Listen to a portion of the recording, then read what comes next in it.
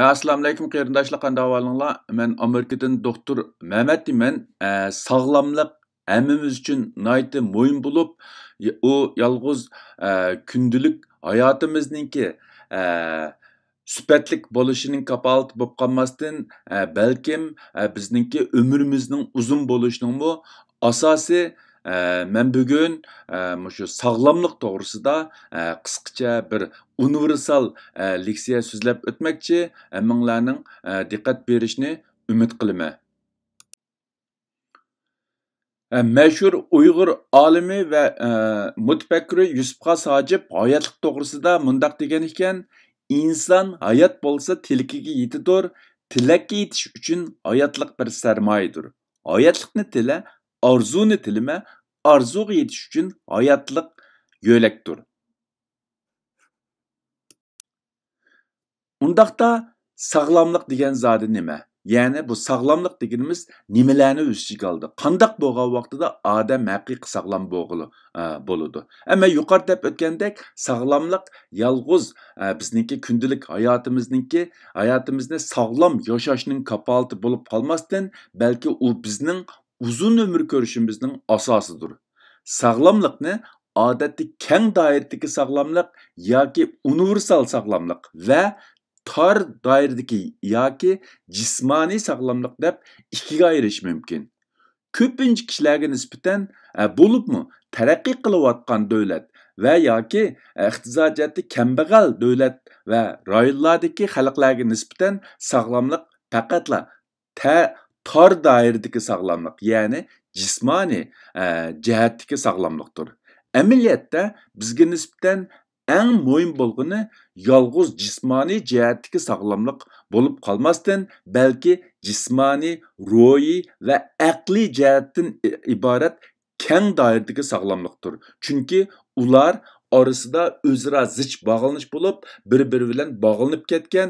Agar bir tarafdan masala chiqsa, yana bir tarafga ta'sir ko'rsatishi mumkin.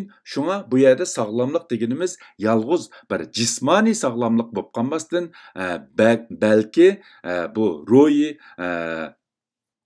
va aqliy jihatdagi, ya'ni tafakkur qilishimizga ta'sir ko'rsatadigan aqliy jihatdagi sog'lomliklarning hammini o'z ichiga oldi.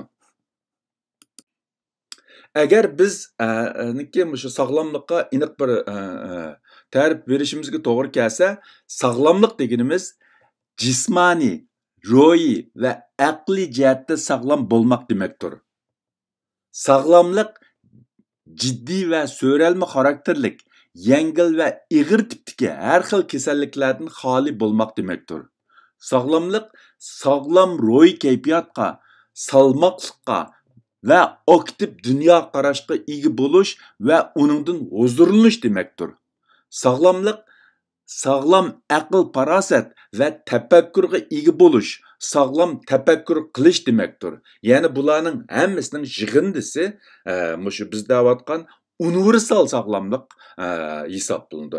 Albatta, o'xshamagan kishilar sog'lomlikqa yanami keng doirada ma'no berishi mumkin, lekin men bu o'zim muhim deb qaragan shu sog'lomlikningki ma'nosini yuqoridek tasvirlab o'tdim.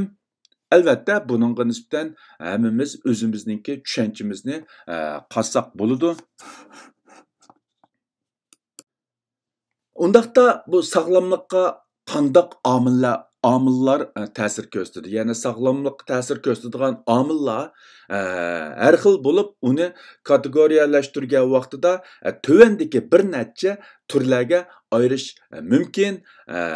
Ya'ni birisi irsiy va tug'ma omillar.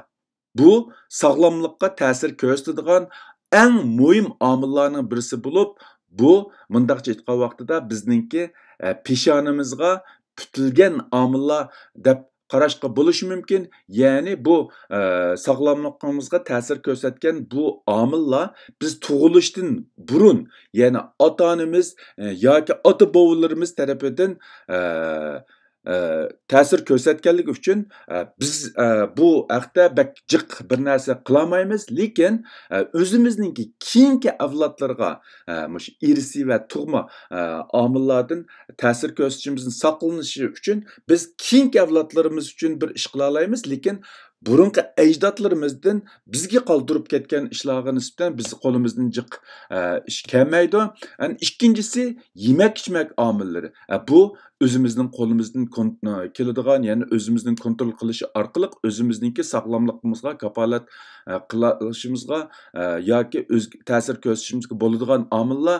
Uchinchisi ro'yi omillar, andan keyin biologiyalik omillar. Biologiyalik omillar degan vaqtida shu har xil kasal paydo qiluvchi biologiyalik, ya'ni shu virus, bakteriya, parazit, qurt degandagidek har xil omillarni o'z ichiga oldi. Andan keyin kimyalik omillar, kimyalik omillar degan vaqtida shu kasal paydo qiladigan har xil zar yoki kimyalik moddalarni o'z ichiga oldi. Andan keyin fizikalik omillar degan vaqtimizda shu zaxmi paydo qilish, ya'ni masalanki mayli qatnash vaqasi bo'lsin yoki shu kun nuri yoki so'g'oq to'nglab qilishdan bo'lsin, har xil shu fizikal omillar orqali kasal paydo qiladigan shularni o'z ichiga oldi. Andan keyin muhit omili, albatta bu shu hozir yuqorida o'tgan fizikal omillarning bir qismini muhit omiliga kirgizishim bo'ldi, ya'ni shu muhitning bulg'unishi yoki ekologiyalik tangpunlikning buzilishi deganlarning hammasi shu bizning sog'lomligimizga ta'sir ko'rsatadigan muhit omillari hisoblanadi.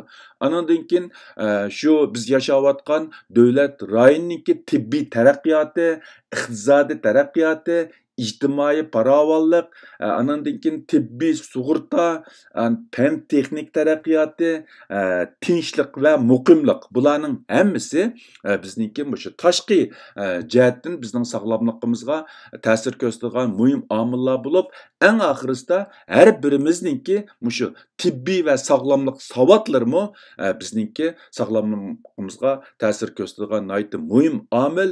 Chunki bizningki tibbiy sog'lomlik savodlarimiz yetarli bo'lmagan vaqtida nurg'unlagan saqlanishga bo'ladigan kasalliklardan saqlanmasligimiz yoki o'zimizningki sog'lomligimizni yaxshi yurishtirmasligimiz mumkin. Bu leksiyani so'zlashdan maqsadmi, ya'ni bizningki shu sog'lomlikqa bo'lgan tonishimizni, ya'ni tibbiy va sog'lomlik savodlarimizni yuqori ko'tarish orqali o'zimizningki butun bir millat sifatida shu sog'lomligimizni yaxshilashga foydasi bo'lib qolarmikin degan maqsadda bu leksiyalarni so'zlab o'taman.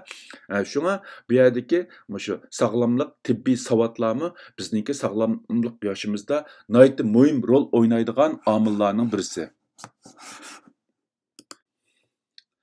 Ama yuqorida o'tgandagidek bu bir odamningki sog'lom yashashida ham o'zining shaxsiy omillari, ham tashqi muhit omili va shu odam yashayotgan jamiyat va davlat omillari o'rtaq ta'sir ko'rsatadigan bo'lib, hamda biz shu ma'lum davlat rayonida yashayotgan odamlarningki sog'lomlik ahvoliga umum jihatdan baho bergan vaqtida u davlat yoki u rayonningki sog'lomlik ko'rsatkichiga qaraydigan gap tövanda bu ko'rayotganinglar shu hozir shu dunyo miqyosida o'rtaq ishlatilayotgan, ya'ni sog'lom insonlarning sog'lomlikqa baho berish o'rtaq ishlatilayotgan sog'lomlik ko'rsatkichisi eng yuqori bo'lgan 20 davlatning ahvolini sizlarga sunmoqchi. Hamda bu yerda bular hammasi mutlaq bir son bo'lmasimi garchi, lekin bu sonliq ma'lumotlar orqali qaysi davlatlarda insonlarningki sog'lom ekanligi, ya'ni uzun umr ko'radiganligini bilgili bo'ldi. Ya'ni hozir hamda xalqaro shu 2019-yildagi sonliq ma'lumotga asoslangan vaqtida Ispaniya İspaniya xalqi, ya'ni eng sog'lom xalq hisoblanadigan bo'lib, ularningki sog'lomlik ko'rsatkichi 92.75%, ya'ni eng yuqorisi. Ikkinchisi Italiya 91.59%, uchinchisi Islandiya, to'rtinchisi Yaponiya, beshinchi Shveysariya, oltinchisi Shvetsiya, yettinchisi Avstraliya, Singapur, 9. Norvegiya, 10. İsrailya, 11.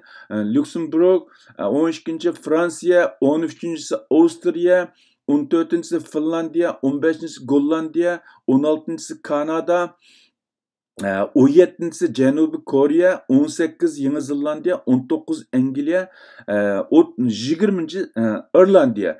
Bu ko'rayotgan 20 davlatlarning hammasi hozir musha har xil jihatda, mayli taraqqiyot, iqtisod jihati, ijtimoiy farovonlik jihatda hammasi nisbatan aytgan vaqtida eng taraqqiy qilgan davlatlar bo'lib,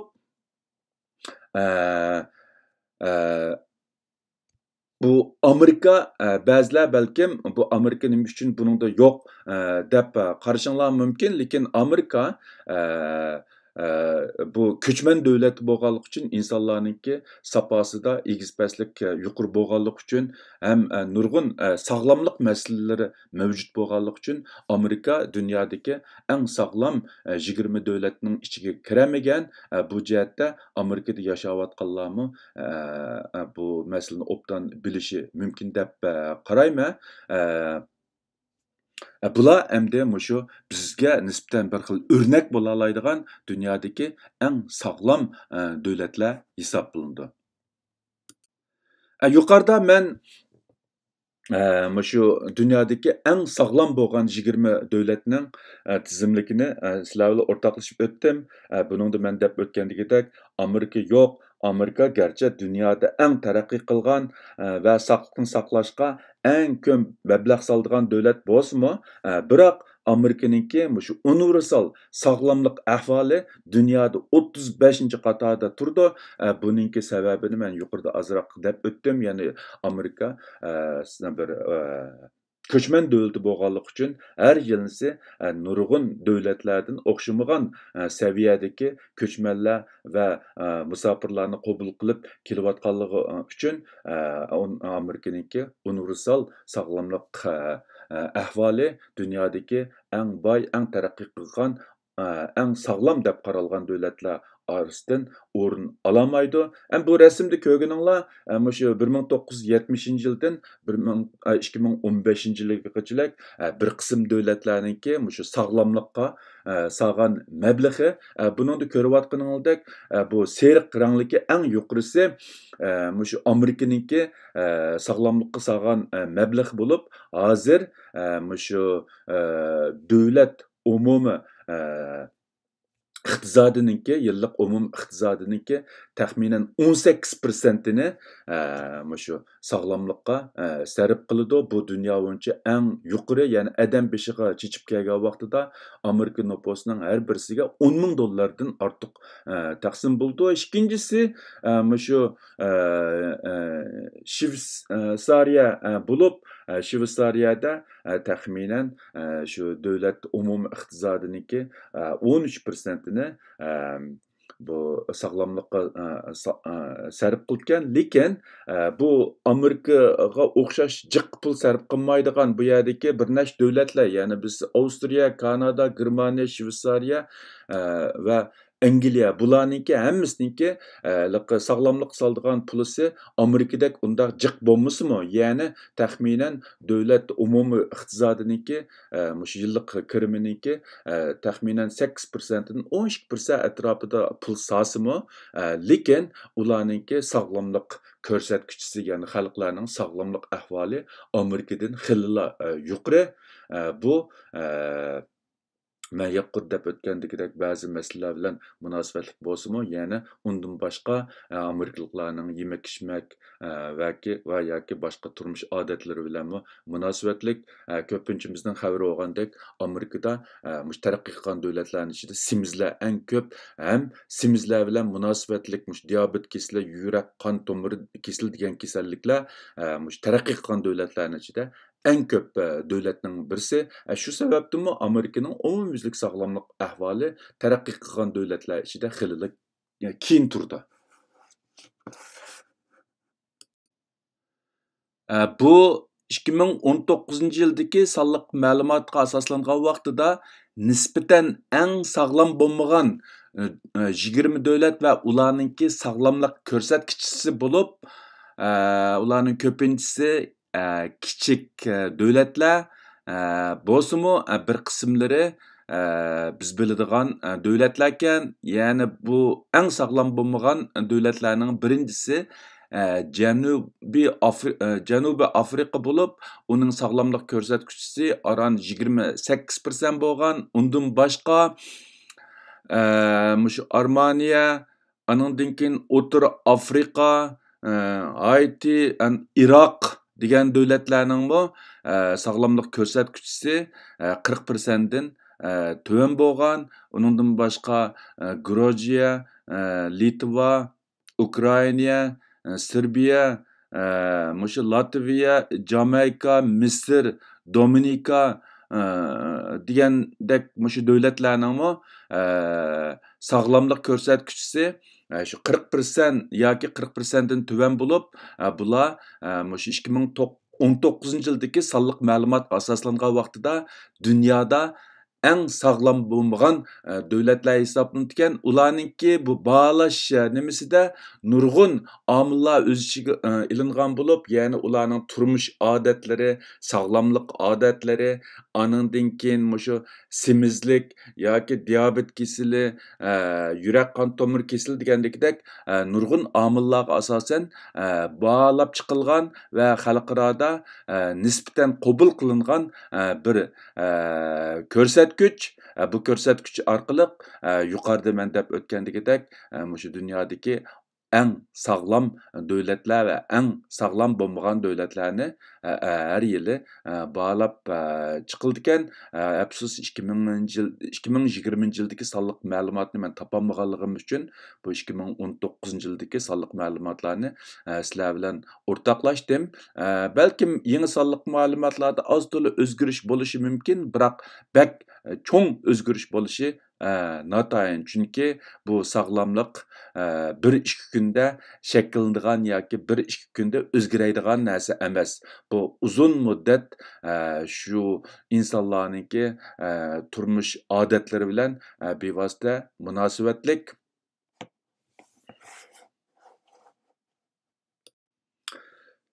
Bu rasmda ko'rayotganinglar mushu 1770-yildan 2018-yilgacha bo'lgan 248 yil jarayonidagi mushu insonlarning o'rtacha umriningki o'zgarish ahvoli ko'rayotganinglardagidek bu sol tarafdagi, ya'ni 1770-yilda mushu dunyoningki xalqining o'rtacha umri taxminan 30 yosh atrofida bo'lgan bo'lsa, hozir 70 yoshdan yuqorilab ketgan. Bularning ichida eng yuqorisi mushu Yevropa va okean orallaridagi davlatlarniki, ya'ni Yevropa va okean, ba'zi okeandagi kichik davlatlarning insonlarniki o'rtacha umrisi eng yuqori. Afrikaning nisbatan vaqtida eng töven. Bu 2018-yildagi mushu 2018-yili tug'ilgan bolalarningki kelgusi o'rtacha umri, ya'ni bu butunlay bir xil taxmin qilingan son bo'lib, mush 2018-yil tug'ilgan bolalar kelgusida qancha yosh umr ko'ralaydi degan vaqtida mushu Shimoliy Amerikada, ya'ni Amerika bilan Kanadada bu o'g'illar taxminan 77 yosh umr ko'ralayotgan, ayollar taxminan qizlar ya'ni 81 yosh umr ko'ralayotgan. Andan keyin bu nimasida nisbatan aytgan vaqtida yuqorisi, ya'ni birisi Yevropa bo'lib, Yevropada erlar ya'ni o'g'il bolalar 75 yosh atrofida umr ko'rsa, bu ayollar 82 yosh atrofida umr ko'ralaydi ekan. Andan keyin bu eng tövini, eng oz umr ko'rdigini Afrika bo'lib, o'ng tarafdagisi bu erlar, ya'ni o'g'illar 61 yosh, andan keyin ayollar 64 yosh umr ko'ralishi taxmin qilinmoqda. Butun dunyoninki o'rtacha sonliq qimmati qanchalik degan vaqtida o'g'illar 70 yosh, qizlar 74 yosh umr ko'ralishi taxmin qilinmoqda. Osiyoda bo'lsa 60 o'g'illar 71 yosh, ayollar 74 yosh. Bu hamda qit'alar aradagi o'zaro solishtirma bilan butun dunyoninki umumyuzlik bir nimasi sonliq ma'lumotini o'zaro solishtirilgan. Bu faqatla shu 2018-yil tug'ilgan bolalarning kelgusi o'rtacha umriga qilingan bir taxminiy sonlar. Bular butunlay asossizmi emas, burunqi nurg'un sonliq ma'lumotlarga asosan hisoblab chiqarilgan bir sonliq ma'lumot. Men faqatla qarindoshlarniki foydalanish uchun sundim. Yuqoridagisi shu 2018-yili tug'ilgan bolalarniki kelgusi o'rtacha umrini, ya'ni qit'alar va butun dunyoning o'rtacha soni orqali solishtirilgan bo'lib, tövanda men sizlar bilan o'rtoqlashmoqchi bo'lganim shu hozirgi yashayotgan insonlarniki o'rtacha umriniki eng uzun bo'lgan davlatlar va eng qisqa bo'lgan davlatlarni sizlar bilan o'rtoqlashmoqchi. Hozir butun dunyoning nufusining o'rtacha umri 67'de 2 yosh bo'lib, bularning ichida eng uzun umr ko'rgan davlat qaysi, eng qisqa umr ko'radigan davlat qaysi degan vaqtida eng uzun umr ko'radigan davlat yoki rayon shu birinchisi Hong Kong bo'lib tizilgan. Hong Kongliklarningki hozirgi o'rtacha umri 84'te 7 yosh.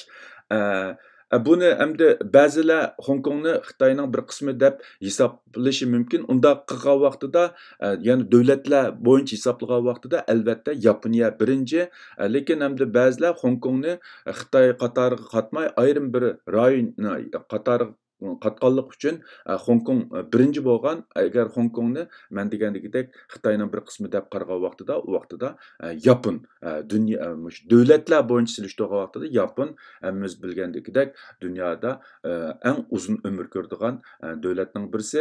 Ya'ni hozir Yaponiyaning hozirgi o'rtacha umri 84'te 5 yosh. Anandan kelib qolsa Singapurning 83'te 8 yosh, Italiyaning 83'te 6 yosh, Ispaniyaning 83'te 4 yosh, Shveysariyaning 83'te 4 yosh. Yani bular shu dunyoda eng uzun umr ko'radigan, ya'ni ko'p farqlanib ketmaydigan shu 6 davlat. Anandan keyin umri eng qisqa bo'lgan 6 davlat qaysilar degan vaqtida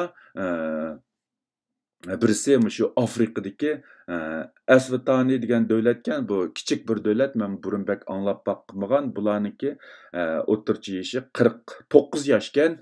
Andan keyin Angolaning 59 yosh. Ya'ni bu 6 davlatning asosli hammasi degidek Afrikadagi davlatlar bo'lib, yuqorida men deb o'tgandagidekmi, shu Afrikaning o'rtacha umri eng qisqa. Andan keyin O'rta Afrika degan davlatningki o'rtacha umri 52'de 8 yosh, Somaliyaning 53'te 5 yosh, Chadningki 54 yosh, Nigeriyaning 54'te 3 yosh. Bular shu dunyoda hozir o'rtacha umri eng qisqa bo'lgan davlat. Andan keyin dastlab deb o'tgan bu 6, ya'ni rayon Hindistonga vaqtida Hong Kong, davlat bo'yicha hisoblaganda Yapon dunyoda eng uzun umr ko'radigan davlatlar.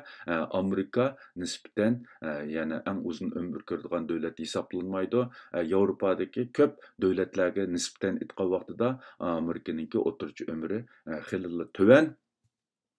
Bu shu sog'lomlik munosabatlik, ya'ni bizningki sog'lomlik ko'rsatkichimizningki qandaq bo'lishi va bizningki umrimizninki qandaq bo'lishiga munosabatlik va sonliq ma'lumotlar va oddiy savodlar. Bugungi bu sog'lomlik to'g'risidagi umumiy tushuncha degan bu leksiyarimni men mishada oxirlashtirmoqchi.